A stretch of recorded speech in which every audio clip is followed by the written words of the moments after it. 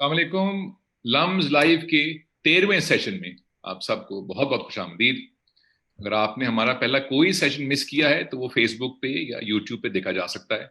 बहुत दिलचस्प गुफ्तगू रही और आज का जो मौजू है वो बहुत ही मुख्तलिफ है और लम्स से ये तवक्को हमें रखनी चाहिए कि मुख्तलिफ मौज़ूआत के ऊपर बात करने का और बात सुनने का मौका मिले। आजकल के हालात मुश्किल हैं और ऐसा लगता है कि शायद आगे भी कुछ देर हालात मुश्किल रहेंगे। और जब हालात मुश्किल हों तो उर्दू ज़ुबान का एक लफ्ज़ है, अगर उसको पकड़े रखें तो वो मुश्किल सफ़र कुछ आसान हो सकता है और वो लफ्ज़ है उम्मीद। और जब भी उम्मीद की बात आए तो हम सब फैज़ साहब के कलाम और फैज़ साहब की शायरी की तरफ अपनी तवज्जो करते हैं। और आज की गुफ्तगू फैज़ साहब की शायरी के हवाले से, उम्मीद के हवाले से ही है। और हमारा टॉपिक है फैज़ आर पोएट ऑफ होप। आप में से साथी घबरा रहे हैं, आप लोगों ने घबराना नहीं है, क्योंकि फैज़ साहब के ऊपर गुफ्तगू हरगिज़ अंग्रेजी में नहीं होगी, उर्दू ज़ुबान में ही होगी। हमारे जो 3 शुरका हैं, 3 मेहमान हैं, उनका पेश की बहुत बहुत शुक्रिया, उन्होंने वक्त निकाला। एक चीज़ जो है वो उनमें मुश्तरक है और वो ये कि वो तीनों तालीम के शोबे से, तदरीस के शोबे से ताल्लुक़ रखते हैं। पढ़ने पढ़ाने का उनको शौक़ है और उस्ताद से ज़्यादा मोतबर और काबिल तहसीन शोबा या पेशा भला कौन सा हो सकता है। उनका बहुत बहुत शुक्रिया। उनका तफसीली तारुफ कराने का ना तो वक्त है और ना मेरी जुर्रत। बहुत मुख्तसर बता देता हूँ। हमारे पहले मेहमान डॉक्टर अंजुम अल्ताफ साहब हैं। उन्होंने किताब बहुत अच्छी लिखी फैज़ साहब के बारे में, ट्रांसग्रेशन, उस पर भी गुफ्तगू होगी, लम से ताल्लुक है। डॉक्टर अंजुम बहुत बहुत शुक्रिया, आपने वक्त निकाला।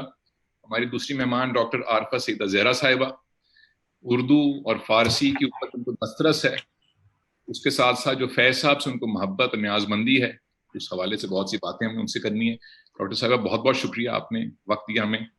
और हमारी तीसरी मेहमान प्रोफेसर सलीमा हाशमी साहिबा, 50 बरस हो गए मुंसलिक हुए तालीम के शोबे से और अलावा जी और खूबियों की एक खूबी ये है कि वो फैज़ साहब की दुख्तर नेक अख्तर भी हैं और दुख्तर बेटी को कहते हैं, तो उनसे ज़ाती हवाले से भी कुछ गुफ्तगू हम करेंगे। लेकिन पहला सवाल मेरा डॉक्टर आरफा से। डॉक्टर साहिबा, सबसे पहले मुझे ये बताइए कि उर्दू बोलना तो बहुत मायूब काम है, पढ़े लिखे लोगों का शेवा हरगिज नहीं है। जो अंग्रेजी में गुफ्तगू ना करे वो पढ़ा लिखा नहीं है। तो आखिर आज की नस्ल के लिए या जरा सी पुरानी नस्ल के लिए भी उर्दू जुबान सीखना कितना जरूरी है? उर्दू की क्या जरूरत है हमें अब? बहुत शुक्रिया आदिल, अच्छा सवाल है। अगर जरा सी देर को उर्दू का लफ्ज हटा दूं और सिर्फ जबान कहूं तो सोचने के लिए जबान चाहिए, तसव्वुर को मुजस्सम करने के लिए लफ्ज चाहिए। और उर्दू जबान इसलिए हम सब के लिए जरूरी है कि ये वाहिद जबान है जो लोगों को मिलाती है, आपस में मुश्तरक है, इज्तिमा है। जहां कोई और जबान न समझी जाएगी वहां आप उर्दू बोल लीजिए, तो अगर आप पानी का गिलास मांगेंगे तो प्यासे नहीं रहेंगे। उर्दू में खूबी ये भी है कि बड़ी मिलनसार जबान है, जिस किसी दूसरी जबान से मिलती है उसे गले लगा लेती है। और उससे फायदा ये होता है कि अजनबियत जो दरमियान में है वो कम होती है, लफ्जों का जखीरा बढ़ता है, तसव्वुर का जखीरा बढ़ता है, नए नए तसव्वुरात लफ्ज के साथ आते हैं। लेकिन जबानों को नक्काली के तौर पे नहीं बदलना चाहिए, जबरदस्ती उसमें लफ्ज नहीं लाना चाहिए। मैं एक मवाजना करती हूँ कि भर्ती और तरक्की में कुछ फर्क होता है। तरक्की एक सफर है, आहिस्ता आप पहचान के, देख के, तजिया करके, परख के और फिर उसको अपने हाथ में लेके उसको इख्तियार कर लेते हैं। भर्ती में जबरदस्ती है, जैसे आजकल हम अंग्रेजी बोलते हैं या उर्दू बोलते हैं या इंग्लिश बोलते हैं या उर्दू बोलते हैं, उसमें कोई जबान कहीं अपनी जगह नहीं होती, जबरदस्ती हम उसमें लफ्ज दूसरी जबान के ला रहे होते हैं। उर्दू जबान इसलिए जरूरी है कि जितनी जबानों से मिली है उतनी जबानों का फिक्री सरमाया अपने साथ लाती है। अब ये ढूंढने वाले के ऊपर है कि वो कितना ढूंढता है। और जो मुझे बहुत लुत्फ आता है वो ये है कि फारसी का तसव्वुर और फारसी की लुगत तो आई है, लेकिन जो हिंदी का तसव्वुर है और जो हिंदी की लुगत है, जिसे हम जानबूझ के मिटा रहे हैं, क्योंकि वो हिंदी उर्दू में शामिल थी। और अब हम कौन सी हिंदी उसमें शामिल कर रहे हैं जो हम फिल्मों में देखते हैं। ये उर्दू के साथ ज्यादती है, ये अदब के साथ ज्यादती है। उसको एक परखने की जरूरत है। और मेरे ख्याल में उर्दू से ज्यादा अमीर जबान कम हो गई, और खास तौर पर فرانس والے ابھی بھی اپنا سر پیٹتے ہیں مگر انہیں فارسی آگے نہیں نکلنے دیتی اپنی شیرینی میں، اپنی دلکشی میں، اپنی تصویر کشی میں. جو تصورات فارسی میں مجسم ہوتے ہیں لفظوں میں، وہ کسی دوسری زبان میں نہیں. اور اردو میں جب ہم انہیں برتتے ہیں تو ہم نے فارسی کا تلفظ بدل دیا ہوگا، سو بدل دینا چاہیے. ہم نے لالٹین کہہ لیا، لینٹرن نہیں کہتے، مگر پھر بھی ہمیں کوئی اجنبی نہیں لگتا. تو زبانیں تو اپنانے کی چیز ہوتی ہیں. بات یہ ہوئی ہے ابھی کہ ہم اپنی ہر چیز کو اپنانے سے کتراتے ہیں، اس لیے زبان بھی نہیں اپنا رہے. اور پھر زبانیں درشتی نہیں سہتی، سختی نہیں سہتی. زبانوں کو بہت محبت اور نرمی کا لمس چاہیے. ہم تو گفتگو کم کرتے ہیں، گولی زیادہ چلاتے ہیں، تو زبان ہمارے کام نہیں آتی. فاطمہ صاحبہ، اسی سے جڑی مجھے آپ سے بات پوچھنی ہے کہ یہ کام جو ہے، جو ڈاکٹر عارفہ نے اشارہ کیا کہ زبان اپنانے کی یا نرمی کی چیز ہے، ہم اپنے استادوں سے سیکھتے ہیں.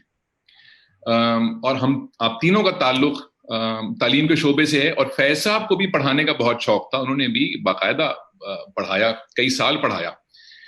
تو ایک استاد کا کیا کردار ہے کسی طالب علم کی ترقی میں، اور کیا فیض صاحب نے کبھی ذکر بھی کیا اپنے استادوں کا؟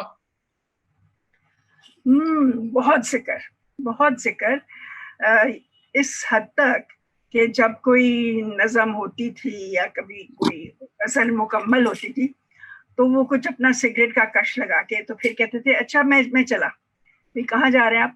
بھائی استاد سے نا اصلاح کرانی ہے. تو ہم سمجھ جاتے تھے کہ صوفی چچا، صوفی غلام مصطفیٰ تبسم صاحب کے ہاں جائیں گے. اور میری اماں کو کہتے تھے جانے سے پہلے I'm going for corrections. تو اس حد تک ان کا یہ رہتا تھا کہ بھی جب تک کہ استاد کی نظر سے کلام نہ گزرے تو محسوس ہوتا تھا، تو وہ محسوس کرتے تھے کہ نہیں یہ بات ابھی ادھوری سی ہے. اور ان کی زبان سے کئی مرتبہ سنا کہ جس طرح سے پطرس بخاری کا وہ ذکر کرتے تھے تو پتہ چلتا تھا کتنے مرحوب ہوئے تھے ایک خاص وقت میں اپنی جوانی کے، جب وہ گورنمنٹ کالج گئے اور ایسے لوگوں کی صحبت پائی. تو ان کا یہی خیال تھا کہ ان لوگوں کی وجہ سے ان کو اگر جو تھوڑی بہت، میرے خیال میں ان کا خیال تھا کہ بھی ان کی شخصیت تراشی گئی ہے تو ان کی وجہ سے. یہ ہمیشہ کہتے تھے کہ جب وہ لاہور آئے تو ان کے والد ان کو لے کر کے آئے تھے سیالکوٹ سے، اور سب سے پہلے وہ علامہ صاحب کے پاس، علامہ اقبال جو کہ میرے دادا کے دوست تھے، ان کے پاس لے کے گئے اور ان کے قدموں میں بٹھا دیا اور کہا کہ بچے کے سر پہ ہاتھ پھیر دیں. تو اور وہ یہ ایسا ہی ہوا. تو میرے خیال میں انہوں نے ہمیشہ، اور پھر آف کورس اپنے بچپن کا جب ذکر کرتے تھے تو کس طرح سے ان کی مذہبی تعلیم تھی، وہ مولوی محمد ابراہیم سیالکوٹی سے شروع ہوئی، اور اردو شمس العلماء جو تھے سید میر حسن ان کے قدموں میں بیٹھے.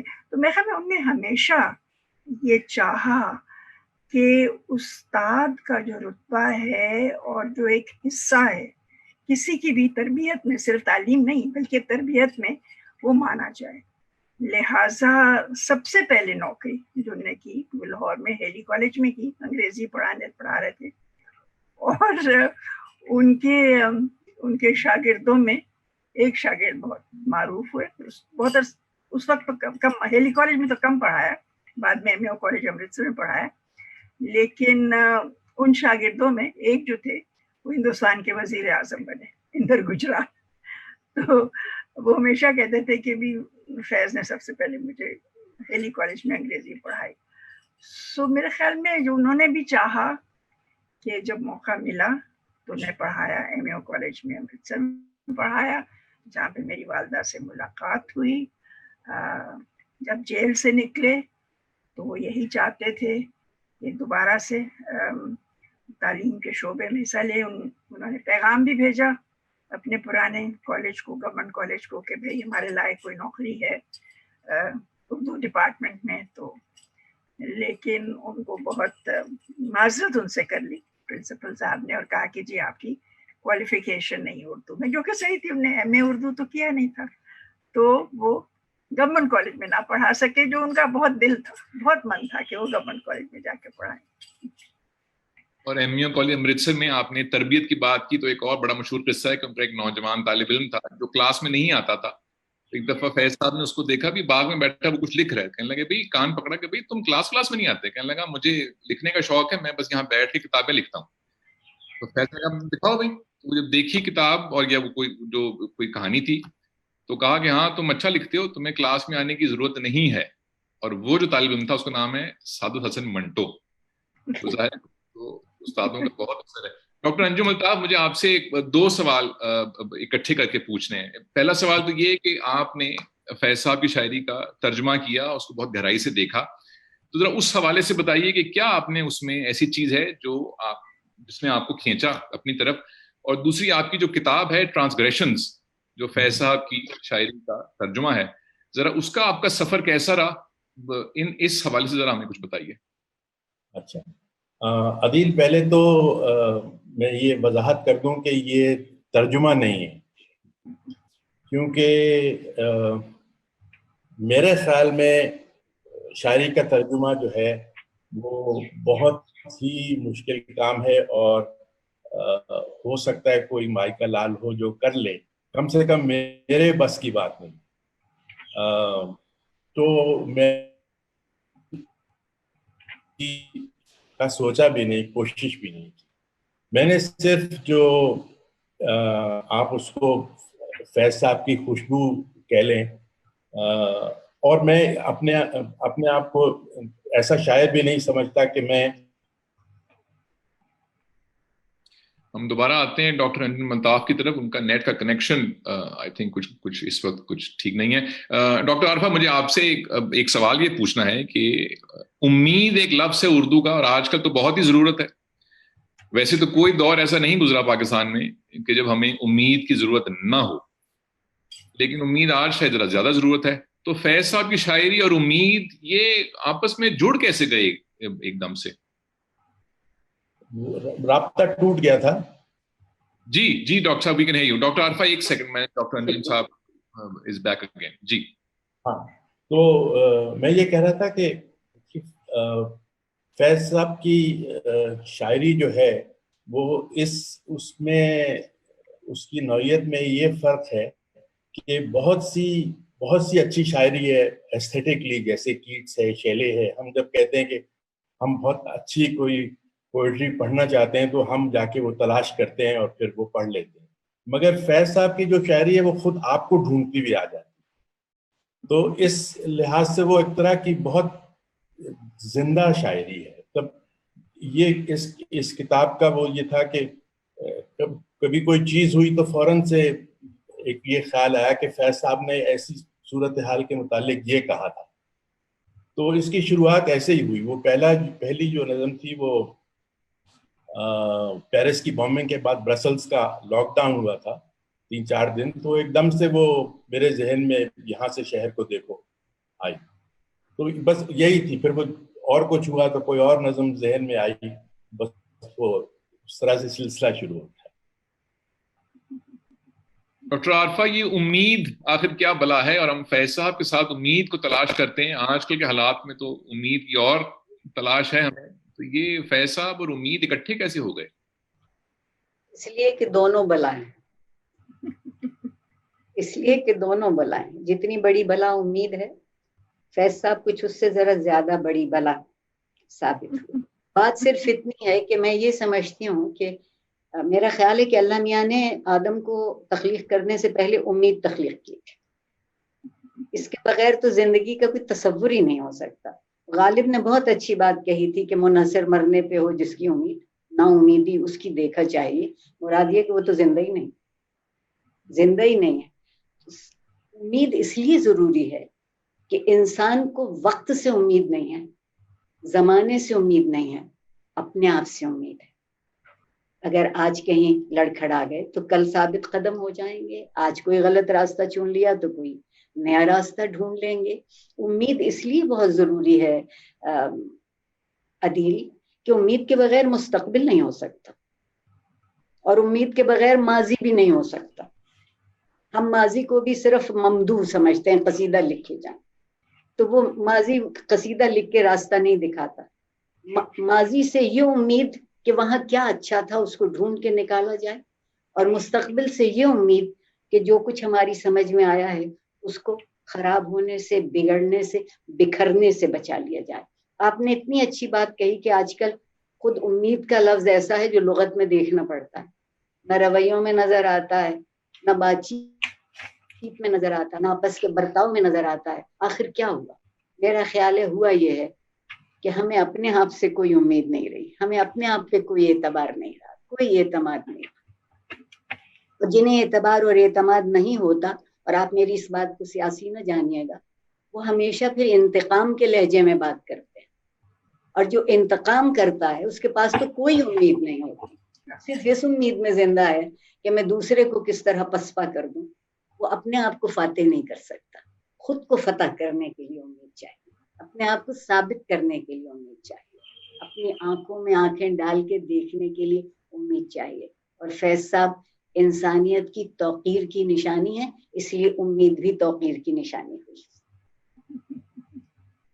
سلیما صاحبہ، ذرا سا ایک جو ذاتی تعلق تھا آپ کا اپنے ابا کے ساتھ، اس حوالے سے کہ انہوں نے ایسے بہت سے ادوار دیکھے اپنی زندگی میں، اس ملک میں بھی اور دنیا میں بھی، کہ جو کافی تاریک ادوار تھے، جنگیں تھیں یا سیاسی انتقامات تھے، جو بہت جد و جہد کی، مختلف سیاسی گروہوں نے ان کے لیے بہت کچھ لکھا۔ تو جب مشکل وقت آتا تھا ان کے اوپر ذاتی طور پر، تو ان کا جو کام ہے وہ تو پہنچ گیا ہم تک، لیکن ان کی طبیعت، ان کی شخصیت میں کے حوالے سے کچھ یاد ہے کبھی کہ وہ نا امید ہوا کرتے تھے یا حوصلے کبھی کم ہوئے ہوں، تو وہ اس وقت کو کیسے دیکھتے تھے؟ نہیں، میرا خیال میں کہ بہت چھوٹی عمر سے، جب جو مجھے یاد ہے کہ جب ہم جاتے تھے ان کو ملنے، جب وہ جیل میں تھے، حیدرآباد جیل میں پہلے جب وہ تھے، تو مجھے یہ یاد ہے کہ کس طرح سے وہ، ایک تو ان کا ہنستا ہوا چہرہ، پھر وہ کس اہتمام سے انہیں تیاری کی ہوتی تھی کہ ہمارے لیے لنچ جو ہے وہ تیار ہو، اور ان کی کوشش یہ ہوتی تھی کہ میزو تو مجھ سے چھوٹی تھی، میری چھوٹی بہن، تو اس کی چھوٹی چھوٹی باتیں اور شرارتیں، اور اس قدر غور سے وہ سنتے تھے، کیونکہ میں محسوس کرتی تھی کہ یہ سب کچھ جو ہے وہ یہ ان کے اکٹھا کر رہے ہیں، تاکہ جب ہم تھوڑی دیر، چند گھنٹوں کے بعد جدا ہو جائیں گے، تو پھر یہ چن چن کے یہ چیزیں جو ہیں یہ یاد رہے گی ان کو۔ اور میرے خیال میں ایسا ہی تھا کہ وہ ان میں یہ ایک خاص چیز تھی کہ تکلیفیں بہت تھیں، اور ظاہر ہے میری اماں ایک فہرست لے کے جاتی تھی جب ہم جاتے تھے، جو حالانکہ ان کی بھی یہ کوشش ہوتی تھی کہ ان کو پریشان نہ کریں، لیکن ان کی طبیعت میں اس قدر آسودگی تھی، اور یوں تھا کہ جب ان کے ساتھ تھوڑی بہت بھی گپ لگتی تھی تو ایک چین سا پڑ جاتا۔ اسی لیے جو انہوں نے کہا نا کہ یوں ہی ہمیشہ کھلائے ہیں ہم نے آگ میں پھول، تو you can really feel that کہ بھائی ایسا ہی تھا۔ اور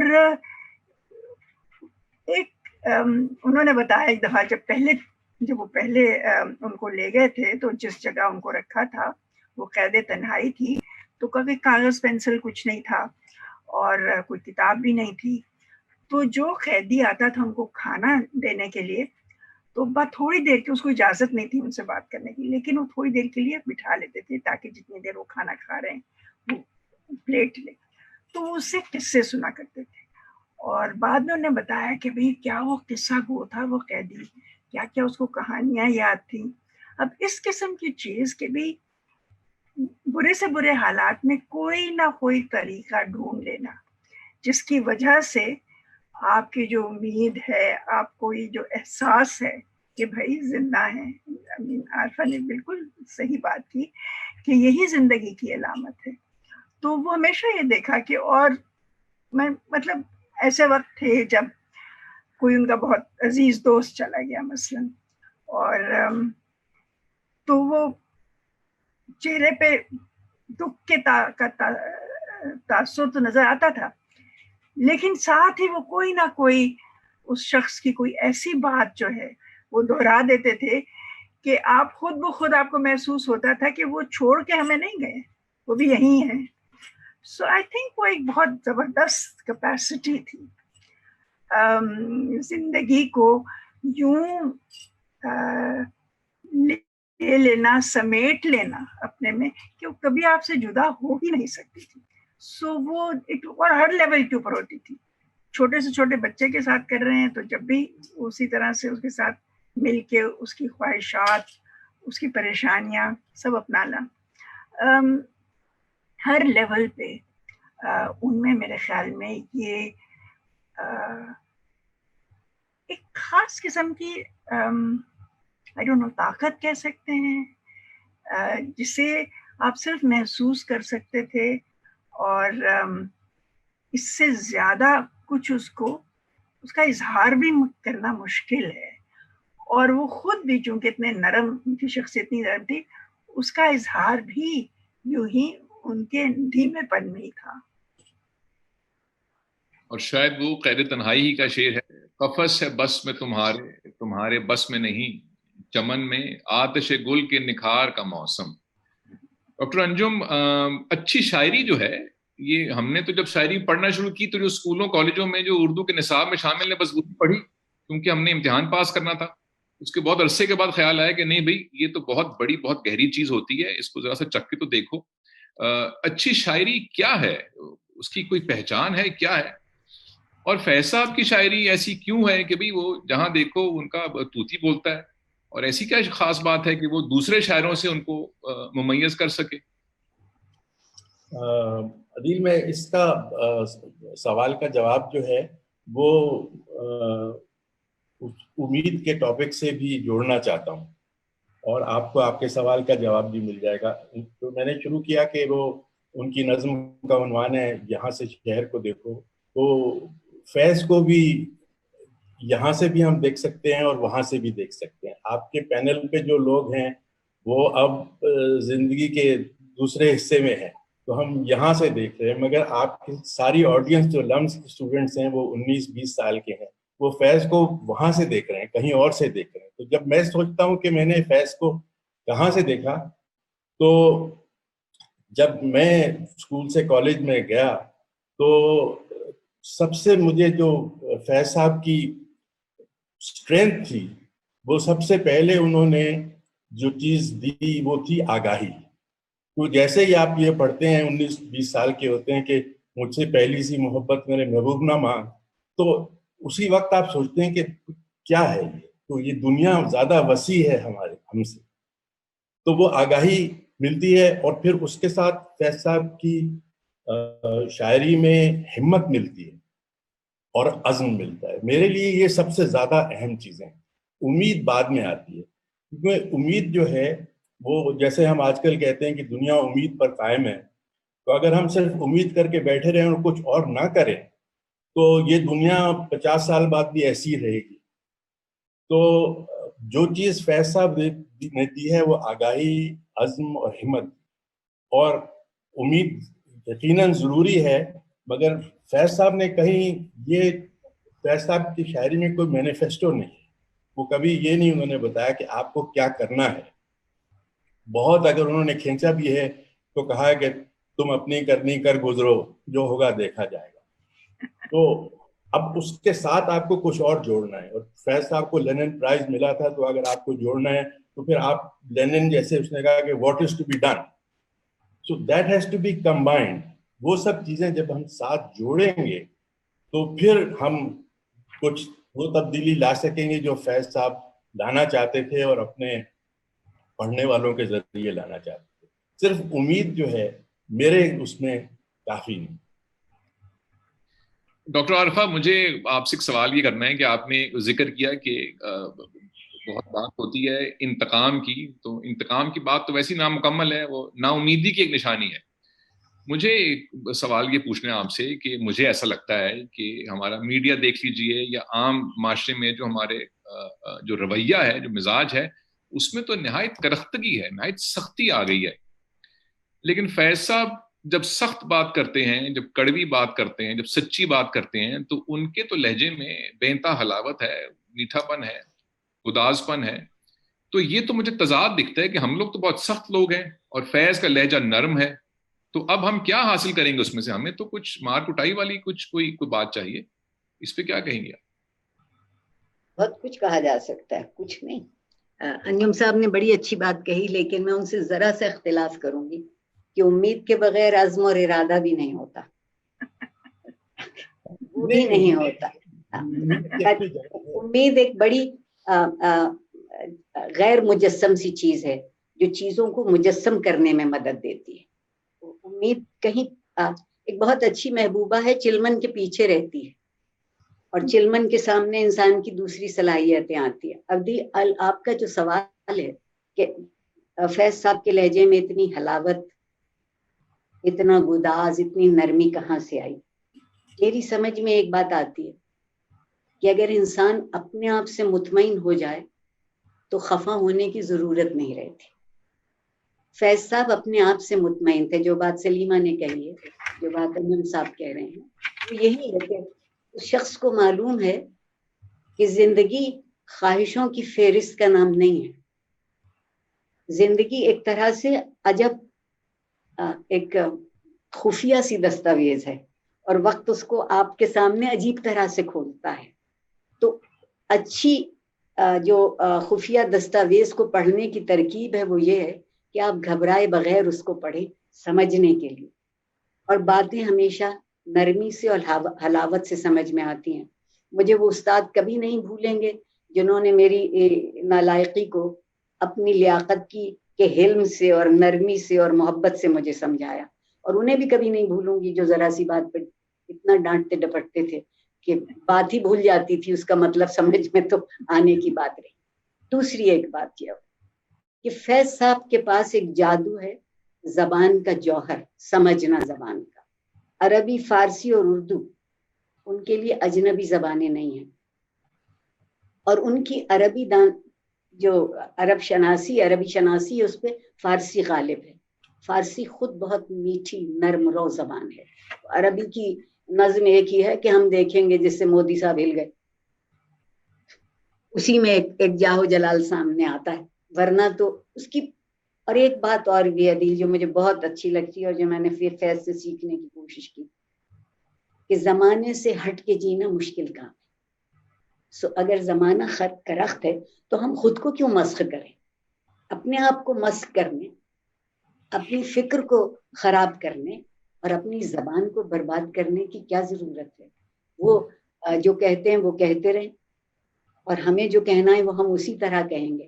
اور آپ دیکھیے کہ وہ قند مکرر ہوتی جاتی ہے، وہ کبھی بھی تلخ نہیں ہوئی. غالب تو کہتے رہے کہ مجھے اس تلخ نوائی سے معاف رکھنا. فیض صاحب تلخ نوائی تک پہنچے ہی نہیں. زندگی سے محبت کرنے والا آدمی زندگی سنوارنا چاہتا ہے، زندگی سے شکوہ نہیں کرنا چاہتا. فیض کی شاعری میں آپ دیکھیے کہیں شکوہ نہیں، ایک محبت کا سلوک ہے، اور جس میں یہ حوصلہ ہو، یہ امید ہو کہ جینے کو ابھی ایک عمر پڑی ہے. وہ کیسے تلخ ہوگا؟ جو سمجھتے ہوں کہ جو کچھ حاصل کرنا ہے وہ آج کے دن سے نچوڑ لیا جائے، ان کے حصے میں تلخی آئے گی. جو وقت پہ یقین رکھتے ہیں، جن کا دل مطمئن ہے اور جو کھلی آنکھوں سے خواب دیکھ سکتے ہیں، ان کو تلخ نوائی کی ضرورت ہی نہیں، سخت لفظوں کی ضرورت نہیں. تضاد نہیں ہے، تضاد نہیں ہے. آپ اس کو تضاد مت کہیے. وہ مزاج شناس ہیں زبان کے اور احساس کے. وہ لوگوں کی اس باتوں کو اس لیے نہیں مانتے کہ جن چیزوں کی طرف دنیا کامیابی سمجھ کے دوڑ رہی ہے وہ دراصل انسان کی ناکامی ہے. انسان کی کامیابی ہے ہمیں ایک دوسرے کے قریب لانا، ہمیں ایک دوسرے کے احساس تک پہنچنے کی صلاحیت عطا ہو ہمیں، اور ہمارے پاس وہ لفظ ہوں جو زخموں کا مرہم بھرتے ہوں، زخموں پہ نشتر نہ چلاتے. اس نظم کا حوالہ دیا، میں ایک شعر سناؤں اس کا، تاکہ جو نوجوان دیکھنے والے ہیں ان کو شاید اشتیاق پیدا ہو کہ ہم بھی کتاب اٹھائیں، فیض صاحب کی ہو یا کوئی بھی. ایک آدھ شعر سناؤں اس کو. اس وقت تو یوں لگتا ہے اب کچھ بھی نہیں ہے، مہتاب نہ سورج نہ اندھیرا نہ سویرا. اور دو چار شعر کے بعد جو جس کا حوالہ دیا ڈاکٹر صاحبہ نے وہ یہ ہے کہ مانا کہ یہ سنسان گھڑی سخت کڑی ہے، لیکن میرے دل یہ تو فقط ایک گھڑی ہے، ہمت کرو جینے کو تو ایک عمر پڑی ہے. جس امید کی بات ہم نے کی. سلیمہ صاحبہ مجھے آپ سے ایک سوال یہ پوچھنا ہے کہ جیسے ڈاکٹر صاحبہ نے بھی اشارہ کیا کہ زمانہ بدلتا ہے، لوگ بدلتے ہیں، زبانیں بھی ارتقاء کی منزل سے بدلتی ہیں. بہت سے نئے آرٹسٹ آتے ہیں، نئے سٹارز آتے ہیں، نئے سیاستدان آتے ہیں، چلے جاتے ہیں، لیکن فیض صاحب کی جو ریلیونس ہے وہ چاہے ہمارا ملک ہو چاہے کوئی اور ملک ہو، برصغیر بالخصوص ان کی ریلیونس ختم نہیں ہوتی. آپ کو کیوں لگتا ہے اس کی کیا وجہ ہے؟ آپ نے حال ہی میں دیکھا ہوگا کس طرح سے عورتیں دلی میں ایک خاص علاقے میں انہوں نے دھرنا کیا، اور ہم دیکھیں گے جو تھی اس کی وہ آواز بلند ہوئی، بڑی عجیب سے بہت ایک عجیب سا لگا، لیکن تسکین بھی ہوئی. اور جو آپ کہہ رہے ہیں نا، یہ بالکل اس کا مظاہرہ تھا. اور میرے خیال میں کہ یہ کئی مرتبہ ہوا ہے کہ اور جگہوں سے کوئی خط آیا، کوئی لائن آئی، کوئی جرمن میں ایک وہ کر رہے ہیں، اوپرا کر رہے ہیں، اس میں وہ فیض کی ایک نظم جو ہے وہ استعمال کرنا چاہ رہے ہیں، یا لاطینی امریکہ میں کوئی جو ہے وہ ایک شخص جو ہے وہ تحقیق کر رہا ہے اور اس کو ضرورت ہے کہ فیض اور نرودا کو جو تعلق تھا اس کے اوپر بات کریں. میرے خیال میں کہ یہ اچھی شاعری کا یہ تو بڑے ایک واضح سے، ہم کیوں شیکسپیئر کیوں پڑھتے ہیں، ہم غالب کیوں پڑھتے ہیں، وہ یہ ہے کہ زمانے کے ساتھ اس کی نوعیت بدلتی ہے، اس کے معنی بدل جاتے ہیں، اور آپ کو محسوس ہوتا ہے کہ اسی وقت اسی لمحے کے لیے یہ بات کہی گئی تھی اور میرے لیے کہی گئی تھی، اور اس وقت جو میں محسوس کر رہا ہوں یا کر رہی ہوں یہ وہ ان کو پہلے معلوم تھا. طارق علی نے ایک دفعہ بہت مزے کی بات کی تھی، جو 100 سالہ جشن تھا ابا کا لندن میں. انہوں نے کہا تھا شاعر جو ہوتا ہے اس کی ایک تیسری آنکھ ہوتی ہے جو کہ ماتھے کے بیچ میں ہوتی ہے، اور وہ ان کی دونوں آنکھوں سے زیادہ دور دیکھ سکتی ہے، لہٰذا اسے نظر آ رہا ہوتا ہے کہ آئندہ کیا ہوگا. اور اس حساب سے اچھے شاعر کی ایک نشانی یہی ہوتی ہے کہ اس کی تیسری آنکھ جو ہے اس قدر تیز ہے کہ وہ بہت آگے کی سوچتا ہے. تو ظاہر ہے وہ آگے کی سوچ جو ہے وہ 10 سال بعد، 50 سال بعد، 300 سال بعد تک وہ زندہ رہے گی، اور لوگ یہ محسوس کریں گے کہ یہی میری وقت کی آواز ہے. شاعر کرتا کیا ہے، یا کوئی بھی جو تخلیق کار ہوتا ہے، وہ اپنے وقت کی، اپنے دور کی آواز تو ہوتا ہے، لیکن وہ دور جو ہے وہ بار بار دہرایا جاتا ہے، اور لہٰذا وہ آواز ہر مرتبہ لگتا ہے کہ ہمارے دور کی آواز ہے. مجھے وہ مشہور بات یاد آئی جو مشہور ہماری نفسیات سگمنڈ فروئڈ ہے، کہ جب انسانی دماغ کی اسٹڈی کر رہا تھا تو اس نے کہا کہ everywhere I go in the human mind I see that a poet has been there before me. Doctor Anjum, آپ نے بہت انکساری سے کہا کہ شاعری کا ترجمہ کرنا جو ہے وہ آپ کے لیے ممکن نہیں ہے. ایک تو یہ کہ یہ کیوں ممکن نہیں ہے آپ کے لیے، اور پھر جن نظموں کا یا غزلوں کا آپ نے انتخاب کیا اپنی کتاب میں، اس میں سے کوئی ایک تو ایسی جو آپ کی پسندیدہ ہوں، جو ہمارے جو قائرین ہیں یا دیکھنے والے ہیں ان کے لیے دلچسپی کا باعث ہو. ہاں ضرور عدیل، میں اگر آپ اجازت دیں تو پہلے میں جو گفتگو ہوئی تھی سٹائل کی اور فیض صاحب کی نرمی کی، اس پہ تھوڑا سا اگر مجھے آپ وقت دیں تو میں کچھ کہنا چاہتا ہوں. پلیز. دیکھیے فیض صاحب، ایک تو ظاہر ہے کہ کوئی جو بات آپ نرمی سے اور پیار سے کسی کو قائل کر سکتے ہیں وہ اس درختگی سے کرنے کی ضرورت نہیں، تو وہ ایک اسٹرینتھ ہے. لیکن یہ ہے کہ ہم فیض صاحب کو بہت سے لوگ جو ہیں وہ بہت اچھی طرح ذاتی طور پہ جانتے ہیں، اور باقی لوگ بھی ان سے ملے ہیں، ان کی شخصیت سے متاثر ہیں، اور ان کو معلوم ہے کہ فیض صاحب کی طبیعت کس نوعیت کی تھی، اور اس سے وہ بہت اٹریکٹ ہوتے ہیں. مگر میں صرف شاعری کے حوالے سے ایک بات کرنا چاہتا ہوں کہ جیسے سلیمہ صاحبہ نے شیکسپیئر کا ذکر کیا.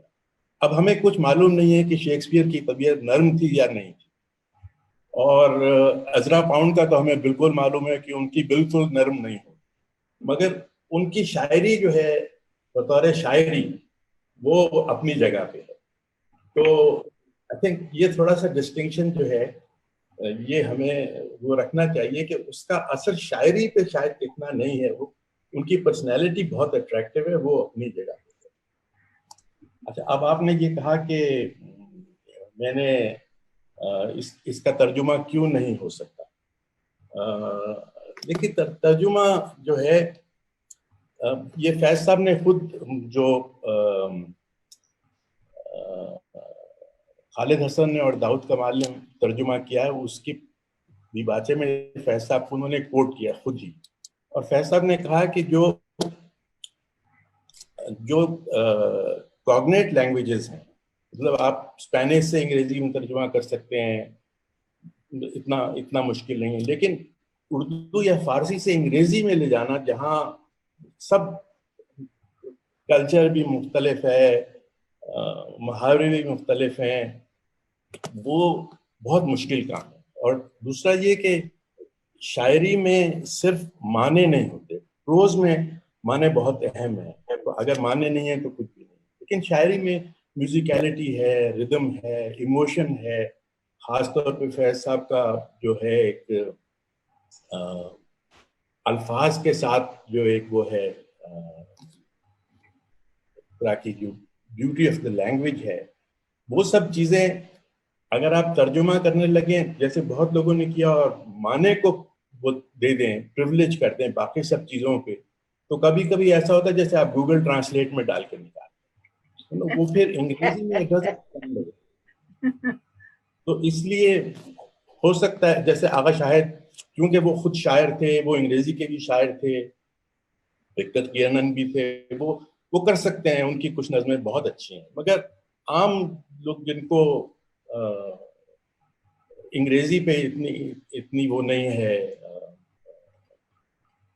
مانوسیت نہیں ہے، وہ نہیں کر سکتے ترجمہ.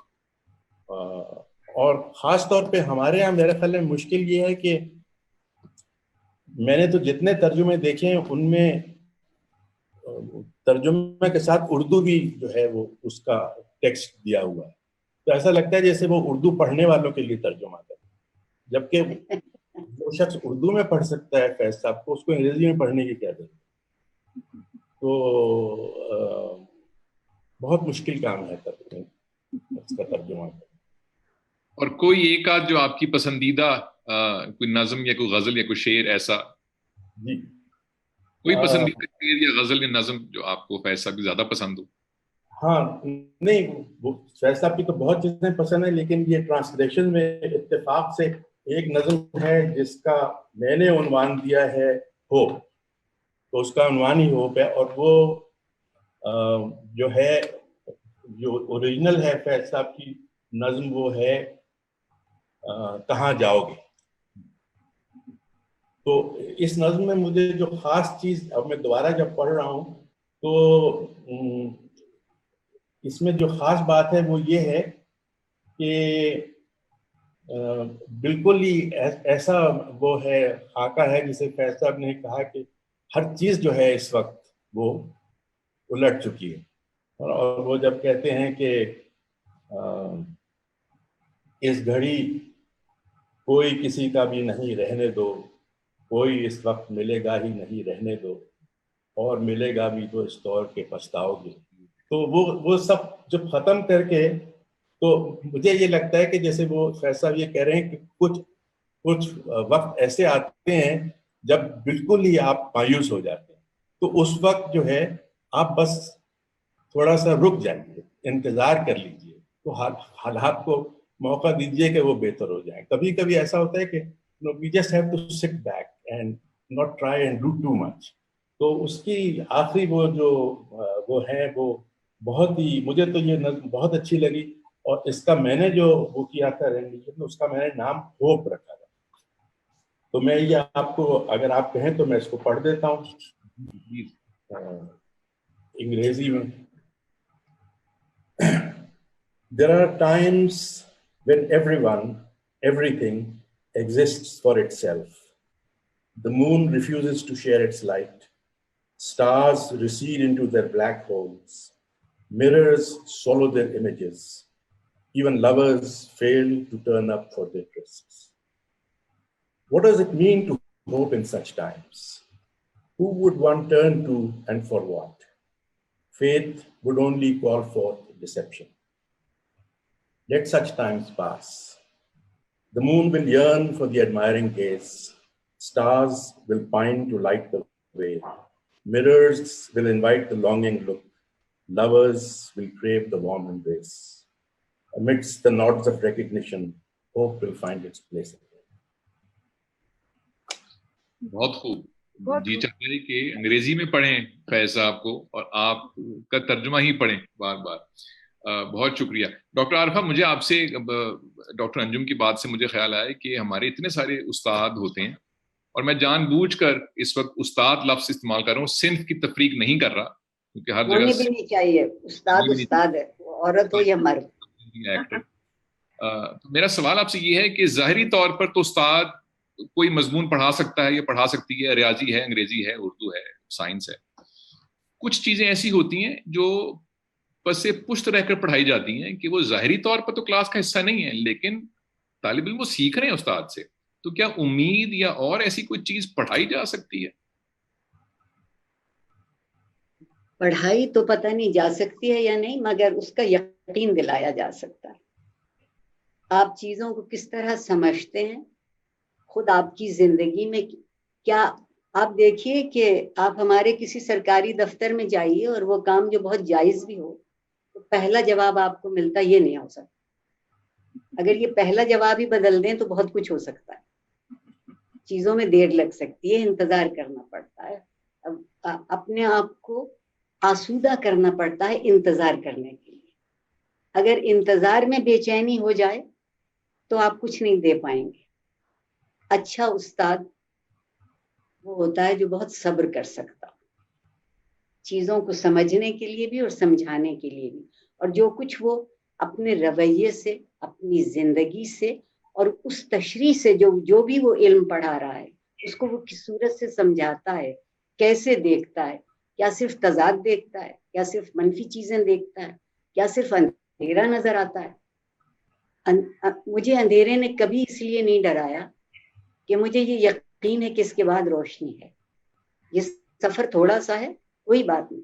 تو استاد دراصل جس قدر علم خود اپنے اندر جذب کر لیتا ہے, جو لاشعوری طور پر کلاس میں ان کے سامنے نظر آتا ہے, وہ اس سے زیادہ متاثر ہوتے ہیں. نصاب تو ایک حوالہ ہے, نصاب صرف ایک حوالہ ہے استاد کو بھی سمجھنے کے لیے اور شاگرد کو بھی سمجھنے کے لیے. مگر ہمارے یہاں سمجھا گیا ہے کہ سارا علم اسی نصاب میں نہیں. علم تو اس میں ہے کہ اس استاد نے اسے کیا سمجھا اور اس نے اس کو آگے تک کیسے پہنچایا. اس لیے جن استادوں کو یہ سمجھانے کی صلاحیت فیض صاحب سے کہیں مل گئی ہو, وہ خود چپ کے باتیں کہتے رہتے ہیں اور دوسروں کی سمجھ میں آتی رہتی. اچھا استاد بھی نہ آواز اونچی کرتا ہے نہ خود, اور جس بات کو پڑھا رہا ہوتا ہے اس میں یقین پیدا کرتا ہے, اور وہ یقین پھر آگے روشنی بنتی ہے. مجھے وہ شعر یاد آیا فیض صاحب کا, ہو نہ ہو اپنے قبیلے کا بھی کوئی لشکر, منتظر ہوگا اندھیروں کی فصیلوں کے ادھر. خیر ہم تک وہ نہ پہنچے بھی صدا تو دیں گے, دور کتنی ہے ابھی صبح بتا تو دیں گے. وہ آپ کی بات کے اندھیرے کے بعد روشنی جو ہے وہ یقینی ہے. سلیمہ صاحبہ, ایسا لگتا ہے کہ گزشتہ 30, 40, 50 برسوں میں ثقافت یا کلچر جو ہے, جس کا شاعری ایک حصہ ہے, زبان ایک حصہ ہے, اس میں کچھ بتدریج کچھ کمی آئی ہے. اور مجھے یاد ہے کہ فیض صاحب نے ان کی کتاب ہے, ان کی خطوط کی, اس میں انہوں نے اپنی بیگم کو یہ لکھا تھا جیل سے خط کہ سن 1951 میں کہ وہ دن کب آئے گا جب ہم پاکستان میں لوگوں کو آرٹ کے اور فن کے بہترین نمونے دکھا پائیں گے. میرا سوال آپ سے یہ ہے کہ ثقافت اور کلچر کسی معاشرے کے لیے کتنا ضروری ہے اور وہ کیوں ضروری ہے؟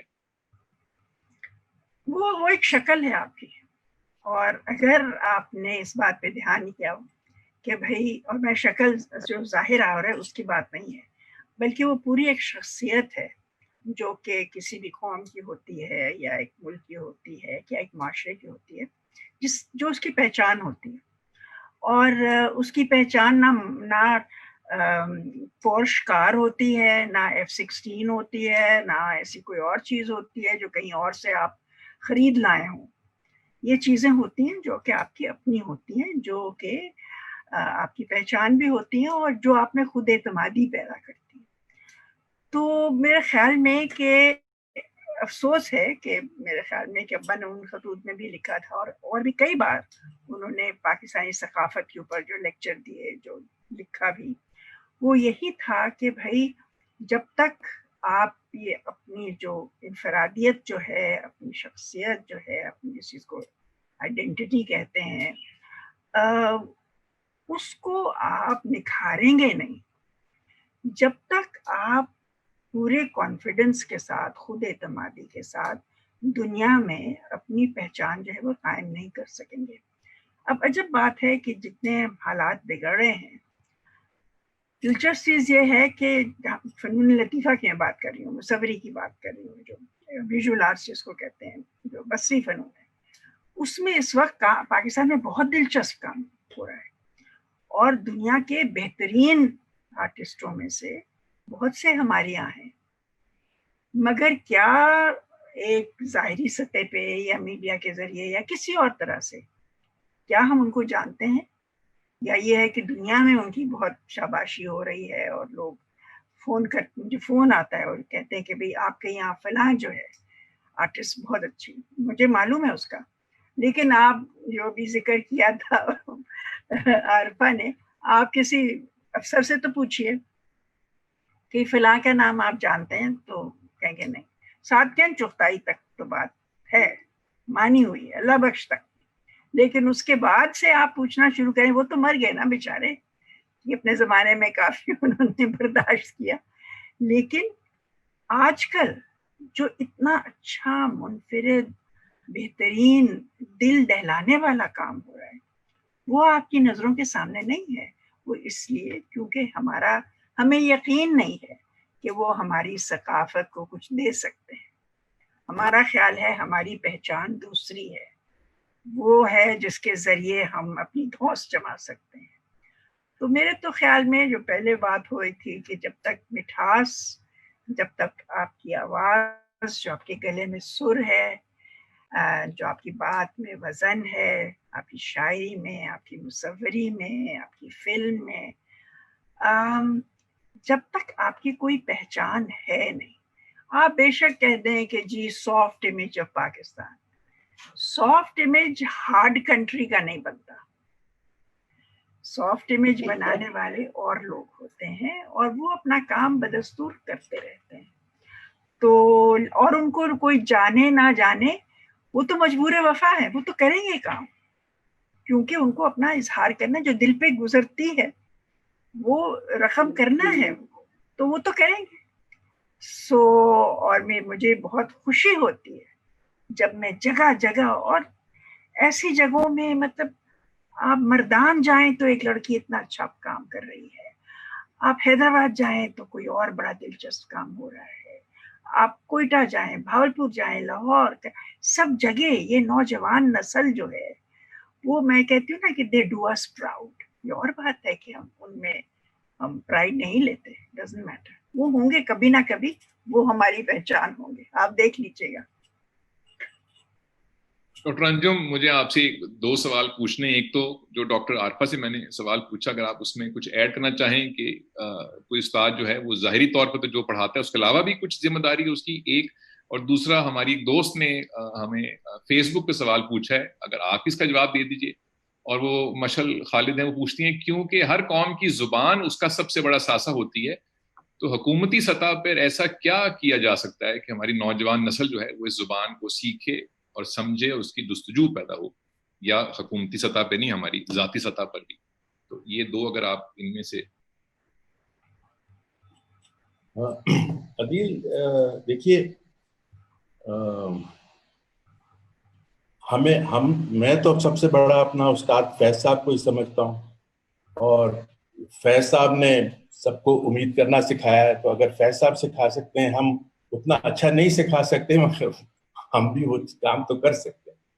تو امید جو ہے اور ایک پازیٹیو ایٹیٹیوڈ وہ کمیونیکیٹ کرنا، تو بہت ہی استاد کا ایک فریضہ ہے، جس سے اگر آپ یہ نہ کریں تو پھر وہ بالکل میکینیکل ٹیچنگ ہو جاتی ہے، نہ اس میں اسٹوڈنٹ کو دلچسپی ہوتی ہے، نہ آپ کو کچھ مزہ آتا ہے۔ تو یو ہیو ٹو کنیکٹ، اور مستقبل کے بارے میں ایک ویژن دینا، جو آپ چیز پڑھا رہے ہیں وہ اس مستقبل سے کیسے جڑتی ہے، آپ کی زندگی سے کیسے جڑتی ہے۔ جب آپ ان چیزوں کی بات کرتے ہیں تو پھر آپ تبدیلی کی بھی بات کرتے ہیں، اور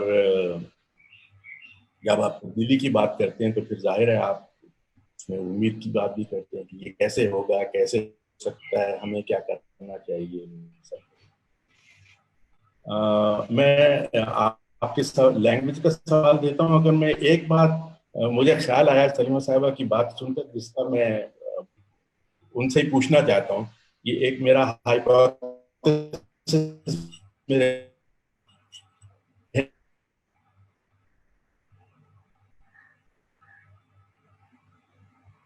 आवाज ब्रेक होगी डॉक्टर हाँ, अंजुम आपकी। राब्ता कट गया। बहुत और कल्चर की सच में इतना अच्छा काम नहीं। मेरे ज़हन में यह है कि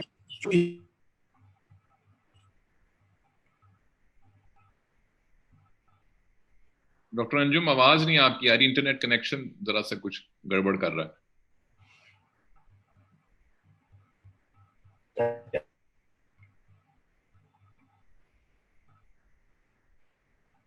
मेरे ख्याल में डॉक्टर अंजुम से राब्ता हमारा मुनक़ता हो गया। अगर मैं डॉक्टर आरफा से एक सवाल और करूं, हमारे पास वक्त अब एक आध सवाल ही रह गया, और वो ये है कि जहां हम उम्मीद की बात करते हैं फैज़ साहब की शायरी में, वहां पे एक और भी या दो और अनासिर ऐसे हैं जो साथ जुड़े हुए हैं। एक जिद्दोजहद है और एक मुज़ाहमत है। और जाहिर है मुज़ाहमत से लगता है कि शायद किसी बहुत ताकतवर इंसान के खिलाफ मुज़ाहमत है, लेकिन मुज़ाहमत जो है वो अपने खिलाफ भी हो सकती है, वो जुल्म के खिलाफ हो सकती है, मुश्किल के खिलाफ हो सकती है। तो ये मुज़ाहमती शायरी की बुनियाद क्या होती है और क्या उसमें उम्मीद का होना लाजिम और मलजूम है? बहुत अच्छी बात पूछी, क्योंकि अक्सर लोग जो मुज़ाहमती शायरी के बहुत नाम लेवा हैं और आगे बढ़ाने वाले, वो ये समझते हैं कि आवाज़ ऊंची करने का नाम, करख्त लफ्ज़ इस्तेमाल करने का नाम, दूसरों को धमकाने और डराने का नाम मुज़ाहमत है। पहली बात तो ये है कि मैं आज तक अपने महबूब जनरल ज़ियाउल हक को नहीं भूली कि जो उन्होंने तहजीब के साथ सलूक किया। लेकिन आप खफा न हो जाइएगा, इस लम्हे में जो मैं और आप जिंदा हैं, ये तहजीब के मामले में शायद सबसे ज्यादा सख्तगीर वक्त हम पर गुजर रहा है, जालिम। और सलीमा ने इतनी अच्छी बात कही कि इजहार मौजूद है। शेर कहने वाले शेर कह रहे हैं, कहानी लिखने वाला कहानी लिख रहा है, तस्वीरें हैं, और दूसरी तरह से सुर में भी बहुत नयापन आ रहा है, लेकिन हम उसे मानने को तैयार नहीं है।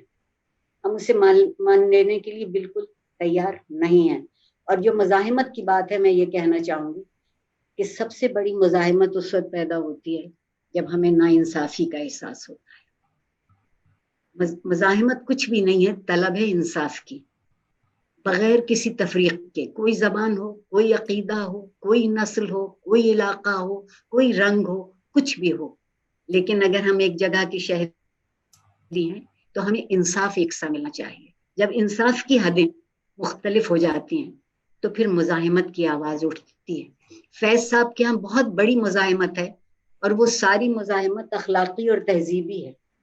उनका लहजा नहीं बिगड़ना पाता, उनके लफ्ज़ करख्त नहीं होने पाते, लेकिन वो एक तहजीबी मेयार को कायम रखने को जिंदगी जानते हैं। और वो तहजीबी मेयार अगर आप सोचिए तो दरअसल बुनियादी तौर पर हमारी जिंदगी की बुनियाद है अखलाक, और उसके लिए जिंदा रहना सबसे बड़ी चीज है। लेकिन अगर आपके नजदीक जिंदगी वो है जिसे आप गिन सकते हो, जिसके नकद बुनाए जा सकते हो, तो फिर आप मुज़ाहिमत नहीं करेंगे। आप मुज़ाहिमत जब करेंगे जब आप कद्र को मिकदार में नहीं बदलेंगे, आप मिकदार की परवाह नहीं करेंगे, आप कद्र के लिए खड़े रहेंगे, तो उसकी आवाज उठेगी। मेरे ख्याल में नाइंसाफी सबसे ज्यादा मुज़ाहिमत को जन्म देती है, और मुज़ाहिमत अपनी जगह एक बहुत पुरलुत्फ काम करती है। वो जो नादान ये समझ रहे होते हैं कि हमने लोगों को डरा दिया, तख्लीकी जौहर रखने वाला अपनी बात का पैकर बदल देता है। तस्वीर के खत खाल समझ में नहीं आते तो वो समझते हैं खुदा जाने ये क्या बनाया, लेकिन उसने उससे ज्यादा कड़वी बात कह दी जो वो एक पैकर को सही तराश के बता सकता। शायर भी यही करता है। जिक्र महबूब का है, करो कद जबी पे सरे कफन, मेरे कातिलों को गुमा न हो। ये मुज़ाहिमत इसको कहते हैं, मुज़ाहिमत इसको कहते हैं। आपको मालूम है, और फैज़ साहब के यहाँ जो सबसे बड़ी चीज है, वो उन्होंने जबान के तहजीबी मिजाज को, यकीन के तहजीबी मिजाज को और जिंदगी के तहजीबी मिजाज को हाथ से नहीं जाने दिया। तो जो अपने अंदर इतना मुतमईन हो जाएगा, उसकी मुज़ाहिमत भी बहुत बहुत नरम रौ होगी। गाली देने का नाम मुजाहिमत नहीं है, आईना दिखाने का नाम मुजाहिमत है। ये देखने वाले पे मुनहसर है कि वो खुद को देखता है या अपना कार्टून देखता है। डॉक्टर अंजुम, आपको आवाज आ रही है? आपका इंटरनेट डिस्कनेक्ट हो गया जी। आपका वो एक सवाल लगा था अदील, मैं आपका बहुत मुख्तसर जवाब दे देता हूँ। आपने पूछा था कि हुकूमत को या क्या करना चाहिए। तो जब मैं डीन था लम्स में, तो उस वक्त भी मैं ये बहुत बार कहता था कि बहुत आसान एक काम है। वो ये है कि लम्स का एडमिशन टेस्ट जो है वो उर्दू में या कौमी ज़बानों में कर दे। आप देखिए कल से जो है सब माँ बाप जो हैं वो स्कूलों पे दबाव डालने लगे कि भाई इनको उर्दू पढ़ना, तो और कुछ करने की जरूरत नहीं है, बल्कि सारे स्कूलों कॉलेजों में बिल्कुल सबका एडमिशन टेस्ट जो है वो उर्दू में या जो भी और हमारी जो रीजनल जबानें हैं उनमें करना चाहिए। अब आप सलीमा साहिबा से कोई बात पूछ रहे थे, कोई हाइपोथेसिस दे रहे थे, आपकी आवाज उस पर टूट गई थी। हाँ, मेरे ख्याल में वो बात पूरी हो गई थी। अच्छा, आखिरी एक सवाल हो आप तीनों से, मैं बारी बारी, सलीमा साहिबा पहले आपसे, वो ये है कि नई नस्ल बिलखसूस और अपनी तरफ पहले इशारा करूं पुरानी नस्ल बिलअमूम, अगर कभी कभी नाउमीदी की तरफ उनकी नजरें उठें या नाउमीदी उनकी तवज्जो का मरकज बने, तो चाहे वो फैज साहब की शायरी हो चाहे जिंदगी हो, क्या करना चाहिए नाउमीदी के वक्त में? आप लोगों ने जिंदगी गुजारी, आप लोगों से बेहतर कौन जानता है, कैसे उनको मशवरा? आजकल खास तौर पे नौजवान रुजू कर रहे हैं, क्योंकि आजकल है एक तारी है ऐसा समा जिसमें लोग डिप्रेशन का शिकार हैं और बार बार वो पूछते हैं कि इस वक्त क्या करना चाहिए। तो मैंने कई दफ़ा, मतलब अब्बा से भी कई दफ़ा लोग ये पूछते थे, तो वो कहते थे कि भाई ये तो कर सकते हो ना कि अपना कलम तराश के रखो, स्याही घोल के रखो, तो ताकि तैयारी हो। इस वक्त कुछ नहीं आ रहा, इस वक्त कुछ नजर नहीं आ रहा, लेकिन तैयारी तो मुमकिन है ना।